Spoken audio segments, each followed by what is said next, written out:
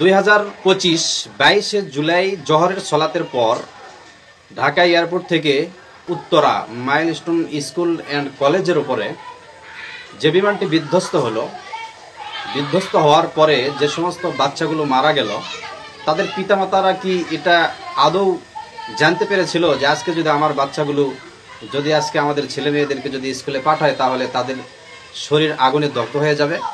কখনো তারা এটা জানতো না। এবং যে পাইলট তৌকির, সেও কিন্তু জানতো না জীবনটা আজকে হারাতে হবে। আকস্মিক বিপদ আপদ তাদের উপরে পতিত হয়েছিল সেই দিন। এই আকস্মিক বিপদ আপদ থেকে রক্ষা পাওয়ার জন্য বিশ্বনবী মুহাম্মদ রাসূলুল্লাহ সাল্লাল্লাহু আলাইহি সাল্লাম আমাদেরকে দোয়া শিখিয়ে দিয়েছেন।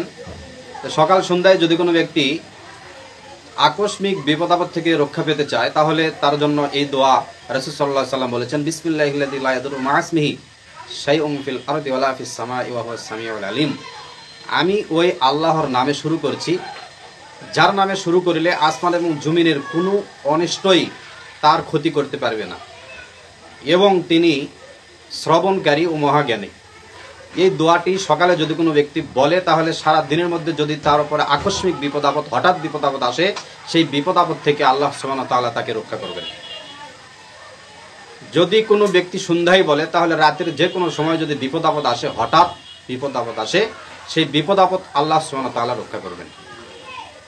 এই দোয়া একজন মুসলিম হিসেবে আমাদের জানা খুবই প্রয়োজন, যেহেতু আমরা মৃত্যুকে বিশ্বাস করি, আমাদের হায়াত, আমাদের জীবন, এইগুলোকে আমরা বিশ্বাস করি। আমাদের জন্য